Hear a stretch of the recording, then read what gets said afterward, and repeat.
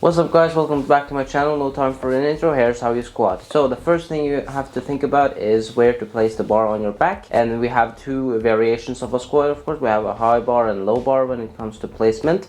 And the difference is that they will affect the moment arm slightly differently to affect different muscles. But I'm going to be using high bar in this video. And you require more mobility to use the low bar, like in your shoulders. So you have to figure out if that's something you can do.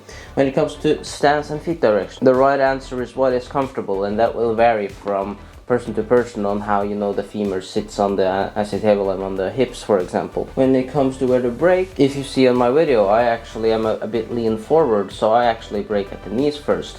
But what you want to find a good balance of flexion and your hip flexion is, like in your knee and your hips, is that the bar shouldn't go forth or back, right? It should stay on your midfoot to keep your balance. It will slightly vary from person to person. When it comes to your spine, I must recommend that you keep like a flat back to use your, for example, glutes the most efficiently in that exercise. And also some argue for your safety as well, although there are disagreements on how harmful it is to round your spine when you lift. If you can avoid excessive rounding either or any way, you should be on the safe side at least. When it comes to how deep we go, this will vary on your mobility. I will actually make an in-depth mobility video on Sunday, so that's basically as good as any reason to subscribe, so you can catch that if you want to learn more on how to become a better squatter, because the answer is to go as deep as possible. So in that video you can see how you can go